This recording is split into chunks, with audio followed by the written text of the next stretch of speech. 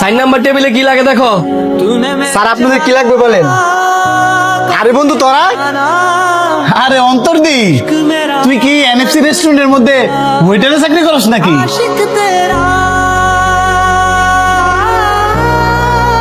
হ্যাঁ, আমি এই রেস্টুরেন্টে ওয়েটারে চাকরি করি। এ বয়সে কেউ বেটা ওয়েটার চাকরি করে রে? এ বয়সে খামু ঘুরমু, লাইফটা এনজয় করমু। আরে তুই কার এনজয়ের কথা কস? হ্যাঁ কি এনজয়ের কিছু বুঝে নাকি? হ্যাঁ তো আমাকে বন্ধু সমাজের কলঙ্ক। তোরা কি খাবি অর্ডার দে, আমি যাই নিয়ে আসি। এ বেটা তুই করে কারে কস? ভুলে যাস কেনা তুই ওয়েটার, আমগর সার করে ক। Sorry sir. এই যে ওয়েটার, যাও আমাদের জন্য 10 ইঞ্চি পিজ্জা নিয়ে আসো। Okay sir. এই ধরেন স্যার আপনাদের পিজ্জা। ভালোই তো ওয়েটারগিরি করতারস, মানুষের কামনা দেশ, এটা দেখতে ভালোই লাগে।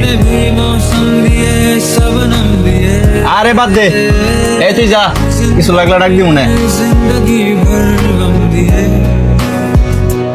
স্যার কি লজ্জা লাগতেছে? চাকরি আর করতা না? না স্যার, আমি আর ওইটারে চাকরি করতাম না।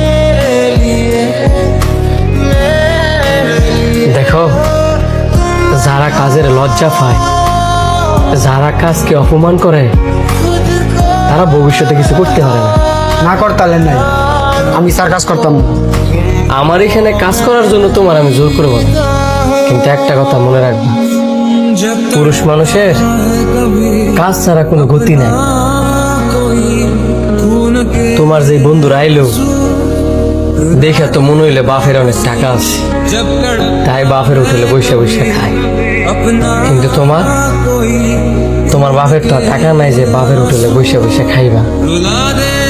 একদিন যদি ইনকাম না করো, কেউ বাসার নিচে গিয়ে করতো না সে নেই একবেলা খা।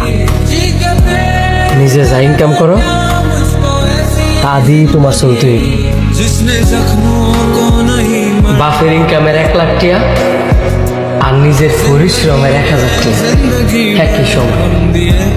তুমি বাপের ইনকামের 1 লাখ টাকা কষ্ট করো, দেখো তোমার খায় লাগতো, কিন্তু নিজের পরিশ্রমের 1000 টাকা কষ্ট করো, ঠিকই দেখবা গায়ে লাগবে। এই যে তোমার হ্যাঁ অপমান করলো, আর ওই অপমানটা তুমি তোমার গায়ে লাগায় লজ্জা পাইলা, আরে এদের কোনো যোগ